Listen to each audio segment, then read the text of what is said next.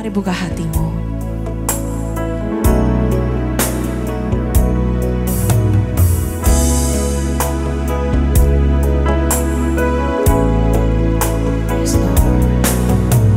Kasih-Mu layakkan seluruh hidupku, mampukan ku melakukan yang Kau inginkan. Tak bisa ku terlepas, Kau menggenggam tanganku, ingin lebih mengenal pribadi-Mu.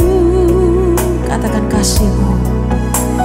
Kasih-Mu layakkan seluruh hidupku,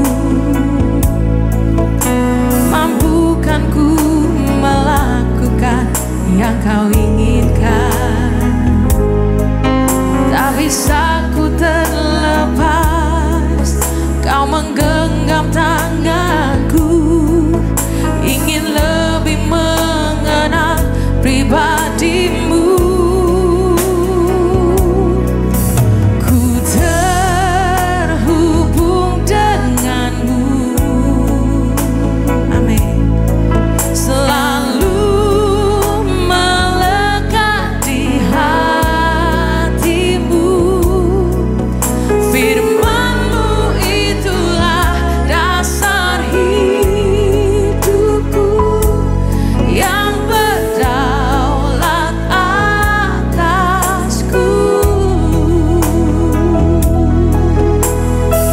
Mari naikkan pujian ini dari awal, sama-sama katakan.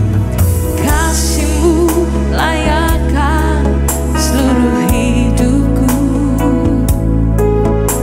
mampukan ku melakukan yang Kau inginkan.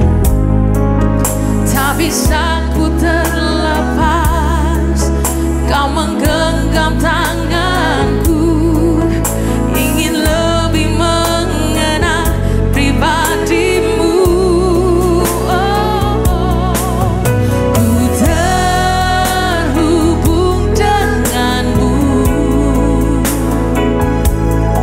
selalu melekat di hatimu, firman-Mu itulah dasar hidupku yang berdaulat atas.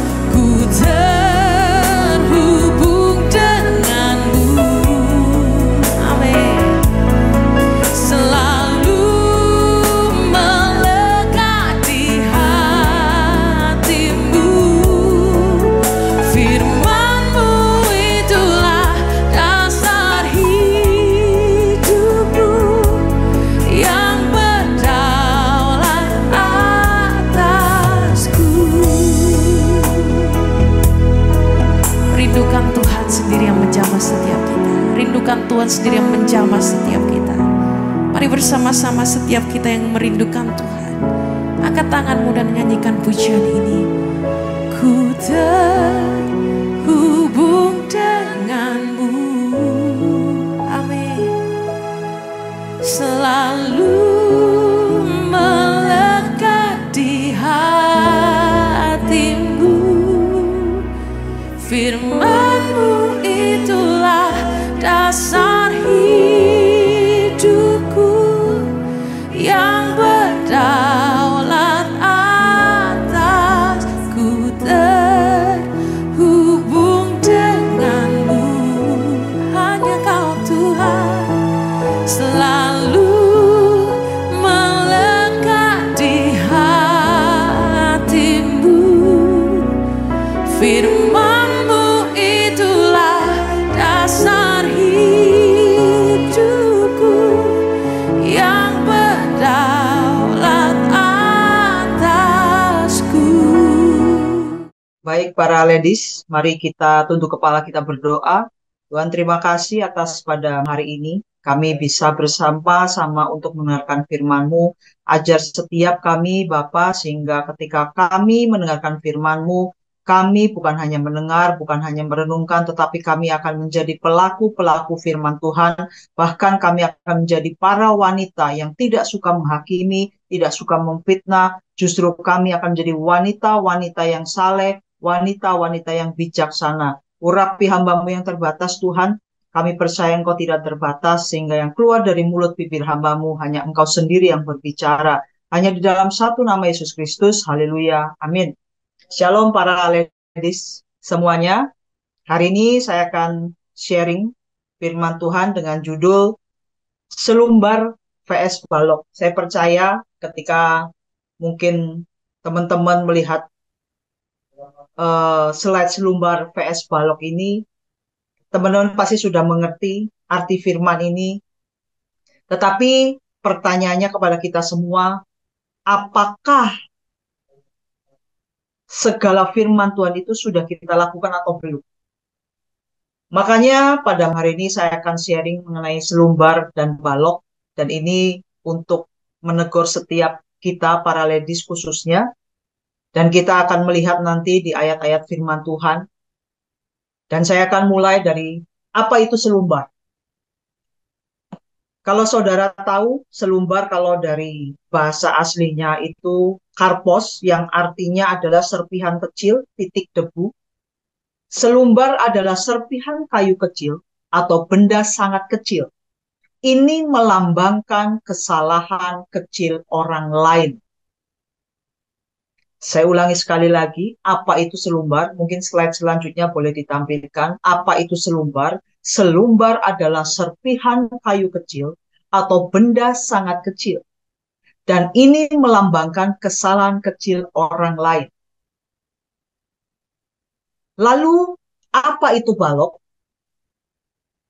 Balok kalau dalam bahasa aslinya adalah dokos, yang berarti balok kayu besar atau tiang penopang. Balok adalah potongan kayu besar, sering kali digunakan untuk konstruksi, untuk bangunan, dan ini melambangkan kesalahan besar yang dimiliki oleh diri sendiri. Yesus menggunakan perumpamaan selumbar balok ini sebetulnya untuk menekankan kepada kita semua bahwa seringkali kita fokus kepada kesalahan kecil atau sementara mengabaikan kesalahan besar terhadap diri sendiri. Nah, saudara-saudara semuanya, teman-teman semuanya, pernahkah kita merasa lebih cepat melihat kesalahan orang lain daripada melihat kekurangan diri sendiri? Terkadang kita begitu mudah menghakimi orang lain karena mungkin dosa-dosa yang kecil, kesalahan-kesalahan kecil. Namun lupa bahwa ada hal yang lebih besar dalam hidup kita yang perlu diperbaiki. Makanya hari ini saya akan membahas mengenai selumbar vs balok. Selumbar dan balok. Bagaimana seringkali mata kita lebih tajam melihat kekurangan kecil dari mata orang lain. Tetapi buta melihat balok besar yang ada dalam diri kita sendiri. Mari kita akan baca di dalam Matius 7 ayat 1 sampai dengan yang kelima. Jangan kamu menghakimi, supaya kamu tidak dihakimi. Ini adalah satu perintah yang harus kita lakukan supaya kita tidak menghakimi satu dengan yang lainnya. Perintah harus kita lakukan, harus kita taati. Kenapa di ayat kedua dikatakan, karena dengan penghakiman yang kamu pakai untuk menghakimi, kamu akan dihakimi. Dan ukuran yang kamu pakai untuk mengukur akan diukurkan kepadamu. Jadi hati-hati para ladies. Jangan kita menuntut orang lain untuk berubah, tapi tuntutlah kita diri sendiri. Supaya kita tidak saling memfitnah, supaya kita tidak saling menghakimi. Dan itu bahaya. Makanya di ayat 3 dikatakan, mengapakah engkau melihat selumbar di mata saudaramu, sedangkan balok di dalam matamu tidak engkau ketahui? Bagaimanakah engkau dapat berkata kepada saudaramu, biarlah aku mengeluarkan selumbar itu dari matamu, padahal ada balok besar di matamu? Gimana kita mau ngomongin orang? Balok di mata kita aja terlalu besar. Kesalahan-kesalahan kita itu terlalu besar. Jadi jangan pernah ngomongin orang lain. Jangan pernah menghakimi orang lain. Jangan pernah memfitnah orang lain. Jangan pernah menjelekkan orang lain. Makanya di ayat 5, kalau para ladies lihat di ayat 5, ini teguran keras untuk kita semua. Khususnya para ladies di tempat ini. Hai orang munafik, keluarkanlah dahulu balok di matamu. Maka engkau akan melihat dengan jelas untuk mengeluarkan selumbar itu dari mata saudaramu. Kita semua dibilang orang munafik, penuh dengan kepura-puraan. Kita semua pakai topeng. Hati-hati. Makanya balok di mata kita. Keluarkan dulu. Makanya ada perumpamaan seperti ini. Ada dua tetangga yang hidupnya berdampingan. Si A itu selalu mengeluh tentang rumput liar halaman rumah si B. Bilang rumputnya tidak pernah diurus lah, tidak pernah dipotong, kok jelek, kok begini. Si A itu selalu mengeluh tentang si B. Dia tidak lupa juga membicarakannya di depan teman-temannya. Ngomong tuh, biasakan kita ini, para ladies. Kalau kita ada sesuatu kesalahan orang lain, teman-temannya dipanggil. Seperti arisan. Dikasih tahu dari A sampai Z. Ditambahi bumbu-bumbu. Supaya lebih meresap. Namun si A ini tidak menyadari bahwa di pagar halamannya sendiri sudah berkarat dan hampir roboh, bahkan menyebabkan bahaya bagi orang yang lewat. Dan hal ini, para ladies, sering terjadi dalam hidup kita. Kita terlalu fokus pada hal kecil yang salah dari orang lain. Fokus kepada kesalahan-kesalahan kecil, dosa-dosa kecil orang lain. Sementara kita abaikan bahwa ada persoalan besar dalam hidup kita yang jauh lebih penting untuk diperbaiki, bahkan juga bisa membahayakan orang lain. Makanya kita dikatakan ayat 5, hai orang munafik, keluarkan dahulu balok dari matamu, maka engkau akan melihat dengan jelas sesuatu dari saudara. Balok ini loh, itu saudara nggak lihat apa-apa. Jadi engkau jangan suka mencibir. Makanya Yesus menekankan di perumpamaan ini bahwa sebelum kita menghakimi orang lain atas kesalahan mereka, kita harus terlebih dahulu introspeksi ke dalam dan mengatasi kesalahan besar diri kita. Kita harus lihat ke dalam. Apakah hidup kita itu sudah benar di hadapan Tuhan? Apakah hidup kita sudah berkenan di hadapan Tuhan? Jikalau kita belum, yuk kita introspeksi, kita lihat ke dalam. Apakah hati ini tuh baik atau enggak? Apakah hati kita ini penuh tulang belulang atau enggak? Atau kita seperti topeng? Atau kita seperti Kristen yang make up, cuman make up di luar, tampilannya keren, melayani, bisa berkhotbah, aser, WL, singer, dan sebagainya. Tapi kita lupa, dalam hati kita, itu isinya tulang belulang. Mari kita baca di dalam Matius 23, ayat 27 sampai dengan 28. Matius 23, ayat 27 sampai dengan 28. Ini teguran sekali lagi untuk kita semua. Hai, celakalah kamu, hai ahli Taurat, orang Farisi. Hai kamu orang munafik, sebab kamu sama seperti kuburan yang dilapur putih, yang sebelah luarnya memang bersih tampaknya. Kelihatannya bersih, putih, melayani, rohani sekali. Tetapi sebelah dalamnya penuh tulang belulang dan berbagai jenis kotoran. Luarnya tampak bersih, Bapak Ibu, para ladies. Sepertinya, rohani sekali. Kalau kita melayani, kalau kita sedang memuji Tuhan, tangan kita diangkat semuanya. Kita haleluya. Tapi setelah pulang, kita haleluya. Semua firman Tuhan kita lupakan. Di luar tampak putih. Di luar tampak benar di mata orang. Tapi sebelah dalam kamu penuh kemunafikan dan kedurjanaan. Kalau kita tidak mau membuang semuanya, kita tidak benar di hadapan Tuhan. Jangan kebusukan itu taruh di dalam hati kita. Kalau kita di dalamnya sudah busuk, Bapak, para ladies, pasti yang tua itu pasti nggak baik. Suka ngomongin orang, suka menghakimi orang, suka memfitnah orang, suka menjelekkan orang, bahkan menindas orang. Dan inilah Tuhan tidak suka. Kebusukan-kebusukan yang ada dalam hidup kita, tolong buang jauh-jauh. Tuhan tidak suka. Kita sudah dibilang ular beludak. Celakalah kamu. Kita seperti kuburan di labur putih. Hai orang munafik. Orang munafik itu penuh kepura-puraan loh ya.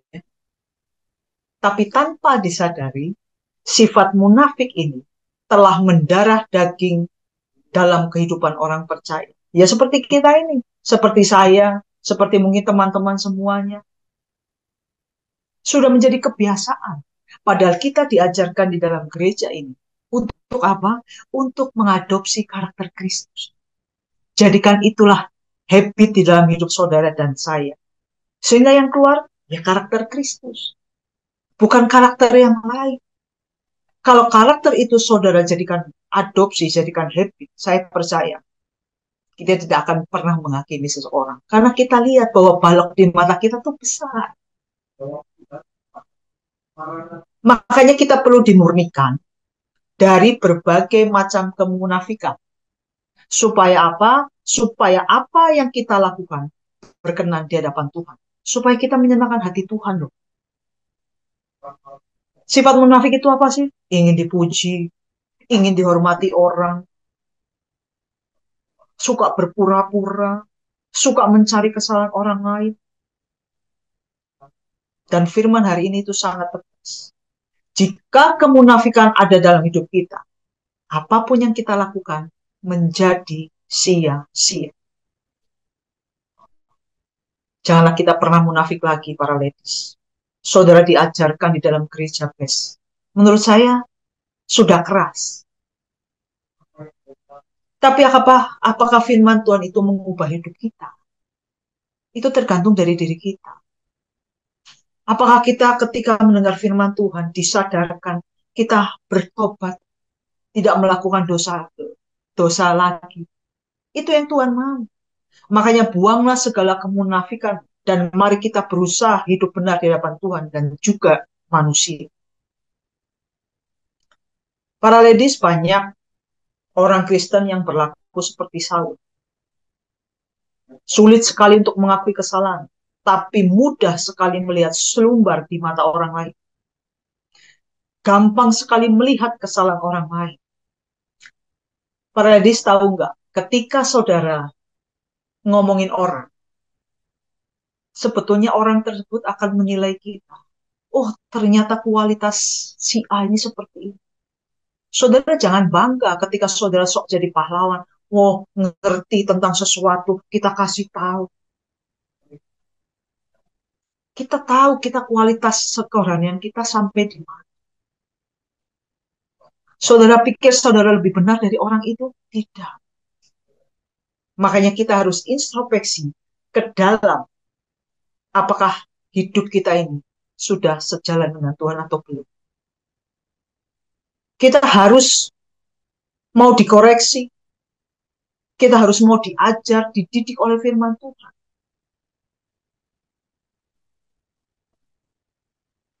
Tadi saya bilang seperti selalu, mereka tidak mau dikoreksi, membenarkan diri sendiri, menyembunyikan dosa dan kesalahan yang rapat, dan hidup dalam kepura-puraan. Makanya Amsal 28 ayat 13 mengatakan,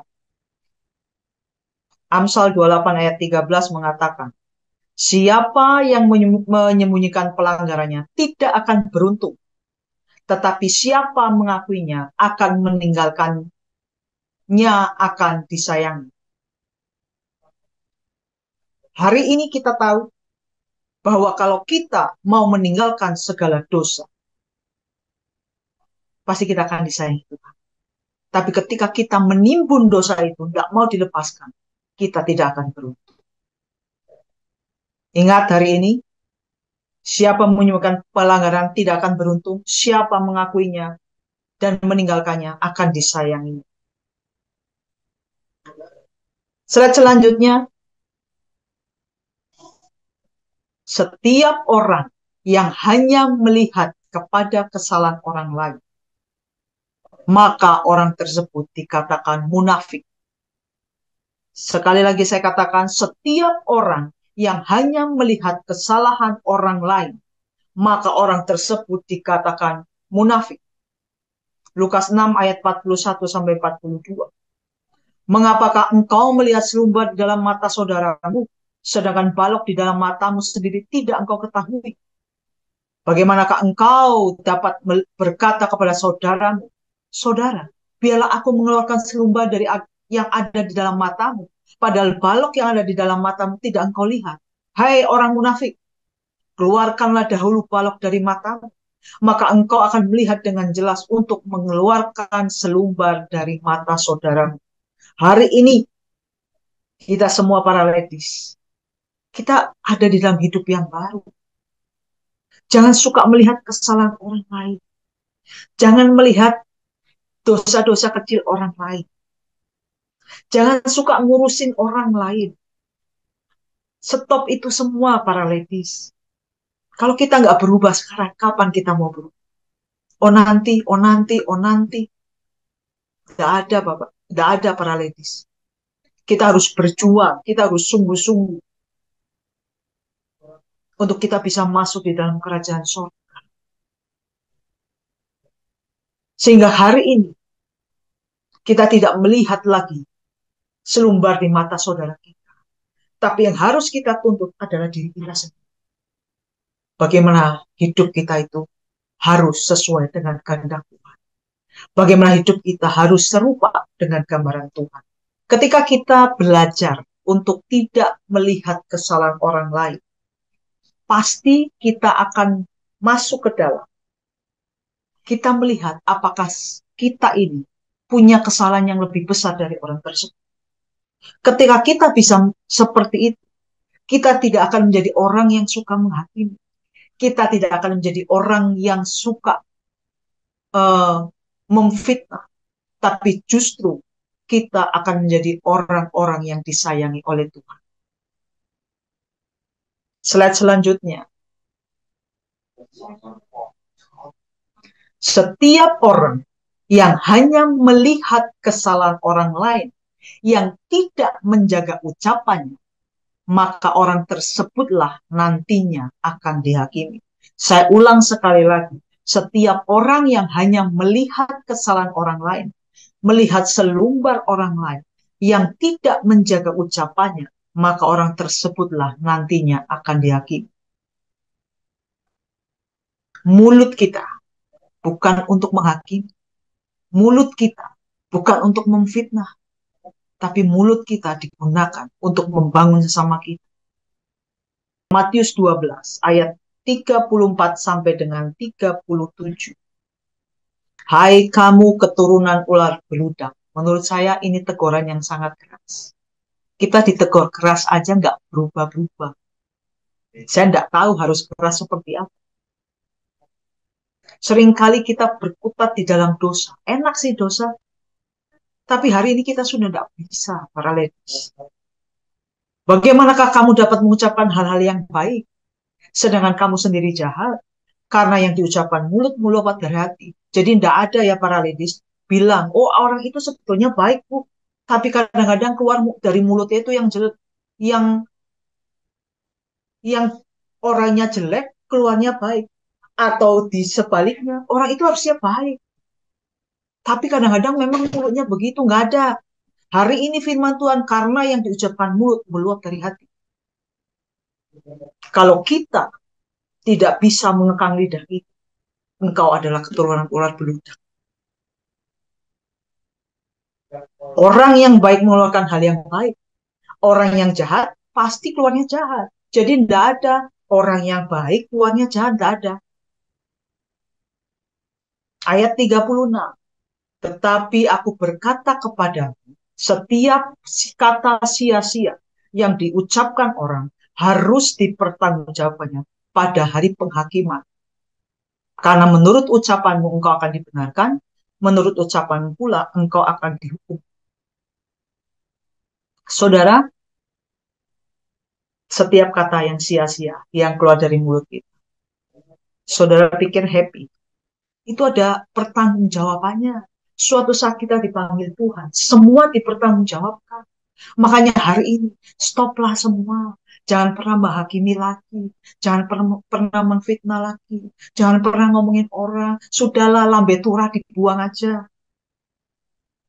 Nggak usah lagi kepo. Ngurusin orang lain untuk apa? Fokuslah kepada diri kita sendiri. Supaya hidup kita ini dibentuk, supaya hidup kita ini bisa menjadi terang, supaya hidup kita ini menjadi garam bagi dunia. Hidup kita ini bisa menjadi teladan.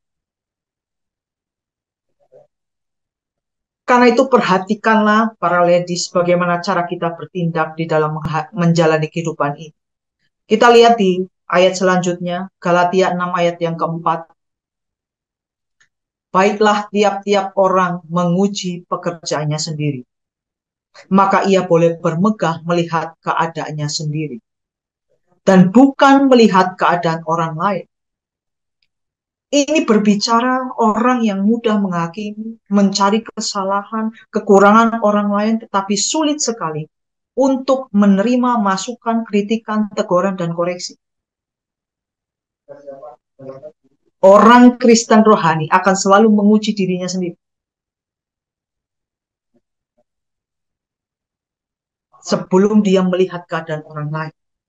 Makanya firman Tuhan yang tadi Matius 7 ayat 1, jangan kamu menghakimi supaya kamu tidak dihakimi. Makanya orang yang suka menghakimi adalah pertanda seseorang masih hidup di dalam kedagingan. Mari kita buka di Galatia 6 ayat yang ke-8. Sebab barang siapa menabur dalam dagingnya, ia akan menuai kebinasaan dari dagingnya. Tetapi barang siapa menabur dalam roh, ia akan menuai hidup yang kekal dari roh itu. Saudara, jangan tabur daging. Daging itu dimasak, dimakan itu enak. Tapi hari ini, kita harus hidup di dalam roh. Hidup kita harus dipimpin oleh Roh Kudus. Sehingga hidup kita tidak selalu menyalahkan orang lain. Bisa mengakui kesalahannya. Saudara tahu Sakeus? Saudara nanti buka di rumah di Lukas 19 ayat 1 sampai dengan 10. Di situ ada seorang bernama Sakeus. Dia kepala pemungut cukai. Ia seorang yang kaya. Zaman dulu sampai sekarang pun pekerjaan seorang pemungut cukai atau pemungut pajak itu selalu menimbulkan image yang negatif di mata orang. Nah, ketika Kristus menumpang di rumah Sakeus, orang itu mulai melihatnya bersungut-sungut. Katanya, ia menumpang di rumah orang yang berdosa. Saudara, sekalipun Sakeus sudah bertobat dari pekerjaannya, tapi semua orang masih menilai, mencap sebagai orang yang berdosa. Mereka selalu membesar-besarkan kesalahan atau dosa yang diperbuat Sakeus selama ini. Menganggap diri mereka yang paling benar, tanpa ada cacat, tanpa ada celah. Sama dengan itu kita. Kita merasa paling benar, kita merasa paling hebat. Orang lain yang bersalah, aku enggak. Nah, itulah kita. Bukankah banyak orang yang masih senang menjadi pembunuh dalam kata kutip bagi sesamanya? Karena melihat kesalahan seseorang di masa lalu. Walaupun mengaku telah bertobat, sudah melayani pekerjaan Tuhan, tapi tetap aja suka memfitnah, tetap aja suka menghakimi, suka aja tetap masih mendiskreditkan orang lain. Itu sama halnya dengan membunuh seseorang secara rohani. Tentunya orang-orang juga menghakimi Sakeus. Yang perlu diselamatkan adalah orang-orang yang menghakimi Sakeus. Karena kenapa? Karena hatinya masih dipenuhi oleh kejahatan. Kita inilah yang ketika kita suka menghakimi, suka memfitnah, suka ngomongin orang, kepo, lambe tura, Kita inilah yang harus diselamatkan. Karena kita masih orang berdosa. Justru Sakeus yang mereka sebut sebagai orang berdosa, namun karena dia bertobat dengan sungguh, maka dia diselamatkan. Sakeus dulu orang yang mungkin pemeras, tapi dia sanggup berkata, Tuhan, setengah dari milikku akan kuberikan kepada orang miskin. Sekiranya ada sesuatu yang kuperas dari diri seseorang, akan kukembalikan 4 kali lipat. Para ladies, pertemuannya dengan Kristus menjadi titik balik bagi kehidupan Sakeus. Ia meninggalkan hidup yang lama. Dia benar-benar diubahkan menjadi ciptaan yang baru. Makanya Yesus Kristus berkata kepada Sakeus, hari ini telah terjadi keselamatan kepada rumah ini karena orang ini pun anak Abraham. Saudara, kalau engkau hari ini sudah percaya dengan Tuhan, sudah dibaptis, sudah mengerti firman Tuhan, engkau harus berbalik. Engkau tidak melakukan dosa. Engkau adalah ciptaan baru. Harusnya berubah. Harusnya berubah. Makanya janganlah mudah menghakimi orang lain. Yuk kita lihat ke dalam. Supaya hidup kita itu layak di hadapan Tuhan. Slide selanjutnya. Siapa diri kita sehingga kita memandang rendah orang lain dan bahkan berani mengatakan bahwa orang itu berdosa. Orang fasik. Kalau kita orang fasik mungkin bisa memandang rendah orang lain, berani mengatakan orang berdosa. Orang fasik itu apa? Orang yang tidak beriman, tahu tentang Tuhan dan firman, tidak mau melakukan. Itu orang fasik. Orang berdosa, orang yang melakukan kejahatan dan menurut hawa nafsunya. Pencemooh, orang yang kesukaannya mencari kesalahan, menghakimi, mengejek, mengkritik, menggosip, dan merendahkan sesamanya. Apakah ini kita? Saya minta jangan para ladies di tempat ini. Yuk kita sama-sama berubah. Tuhan itu sudah mau datang. Kalau kita tidak mau berubah, kalau kita tidak mau berjaga-jaga, kapan lagi waktunya? Hati-hati loh. Kita harus berubah. Nah, bagaimana supaya kita tidak menghakimi orang lain? Slide selanjutnya. Bagaimana supaya kita tidak menghakimi orang lain? Satu, saudara harus sadar. Sadarilah. Saudara pernah menghakimi si A. Saudara pernah menjelekkan si A. Saudara sadar. Waktu saudara sadar, saudara ngerti, ya aku salah. Aku mengakuin kesalahan. Makanya Yakobus 4 ayat 11 sampai 12. Saudara-saudaraku, janganlah kamu saling memfitnah.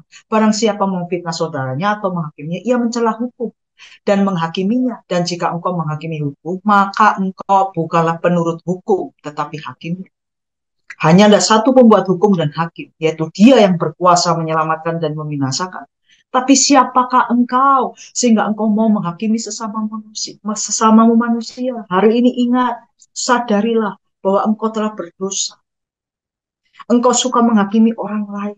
Engkau suka menjelekkan orang lain. Sadarilah. Sehingga ketika engkau sadar, percayalah engkau tidak akan menghakimi lagi. Balok itu harus kamu buang. Harus dibuang. Supaya kita ini ngerti. Yang kedua, slide selanjutnya.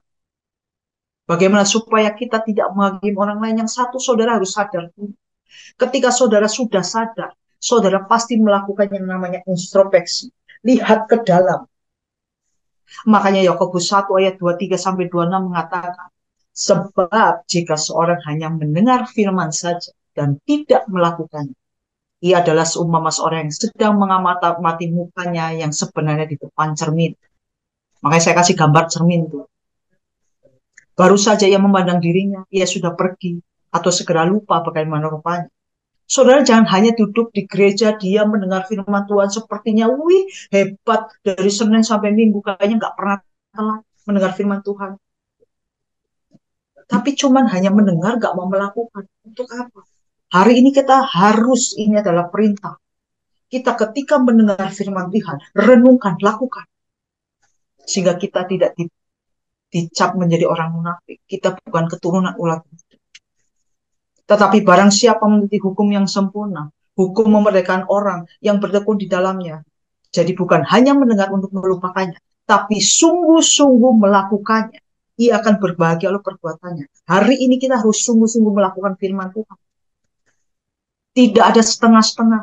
Kalau saudara sudah ikut Tuhan, lakukan yang terbaik. Jangan separuh, jangan suam-suam kuku, engkau akan dimuntahkan. Jikalau ada seorang menganggap dirinya beribadah, tetapi tidak mengekang lidahnya, ia menipu dirinya sendiri. Sia-sia ibadahnya. Introspeksi. Yuk, di dalam kita ini sudah bagaimana? Waktu saudara sudah sadar, saudara mau introspeksi, saudara pasti mau dipimpin oleh Roh Kudus. Hidup kita harus dipimpin oleh Roh Kudus. Roma 8 ayat 14, semua orang yang dipimpin Roh Allah adalah anak Allah. Kita adalah anak-anak Allah. Yang mimpin siapa? Ya Allah sendiri. Jika kita sebagai anak Allah, kita harus hidup dipimpin oleh Roh Kudus yang mengarah kepada kasih dan pengertian kepada sesama. Slide selanjutnya yang terakhir. Saudara, kesimpulan yang harus saudara terima hari ini. Bagaimana supaya kita tidak menghakimi orang? Sadarilah, saudara punya balok yang besar. Saudara harus dituntut diri sendiri untuk kita berubah. Kita menjadi ciptaan yang baru. Setelah saudara sadar, saudara pasti introspeksi ke dalam hati kita. Apakah kita sudah berbuat sesuai dengan keinginan Tuhan atau belum? Waktu saudara sudah introspeksi, saudara sudah sadar, saudara mengerti, saudara harus mau dipimpin oleh Roh Kudus. Supaya apa? Hidup kita, waktu kita akan serong ke kanan, kita dipimpin lagi ke jalannya. Waktu kita serong ke kiri, kita dipimpin lagi oleh jalan Tuhan. Sehingga hari ini, ingatlah, kita jangan menjadi orang yang suka menghakimi. Karena itu Tuhan tidak suka. Saya juga terberkati. Saya minta kepada teman-teman, yuk kita sama-sama berubah. Kita nggak ada waktu lagi. Kapan mau berubah? Yuk kita sama-sama. Kita harus punya roh yang menyala-nyala. Kita harus melayani Tuhan. Melayani kalau kita suka menghakimi, tidak menjadi teladan bagaimana. Tapi hari ini, yuk adopsi karakter Kristus dalam hidupmu. Kita akan menjadi orang-orang yang disayangi Tuhan. Mari kita tunduk kepala, kita berdoa. Tuhan, terima kasih atas hari ini. Kami sudah mendengarkan firman-Mu. Tuhan, beri kekuatan kepada setiap para ladies supaya mereka diberi kekuatan untuk menjalankan firman Tuhan. Kami bukan menjadi orang-orang yang munafik, tapi kami akan menjadi orang-orang yang disayangi Tuhan. Mari dekapkan tangan kita di dada. Jagalah hatimu dengan segala kewaspadaan, karena dari situlah terpancar kehidupan. Jemaat yang dikasihi Tuhan, jadilah berkat dan terimalah berkat rahmat anugerah dari Allah Bapa di surga. Dan di dalam putra tunggalnya Yesus Kristus, dan di dalam persekutuan dengan rohnya yang kudus, serta menjadi saksi Kristus mulai hari ini sampai selama-lamanya. Mari kita tutup dengan doa Bapa kami yang di surga, dikuduskan namamu, datanglah kerajaanmu, jadilah kehendak-mu di bumi seperti di surga. Berikanlah kami pada hari ini makanan kami yang secukupnya, dan ampunilah kami akan kesalahan kami, seperti kami juga mengampuni orang yang bersalah kepada kami. Dan janganlah membawa kami ke dalam pencobaan, tetapi lepaskanlah kami daripada yang jahat, karena Engkau-lah yang punya kerajaan dan kuasa dan kemuliaan sampai selama-lamanya. Amin. Tuhan Yesus memberkati kita semua. Firman-Mu, ceritakan kasih-Mu, menyucikan hati dan pikiranku, menjadikan berkat kehidupan kekal, sampai ku menjadi anak kesayangan-Mu. Firman-Mu, ceritakan kasih-Mu, menyucikan hati dan pikiran.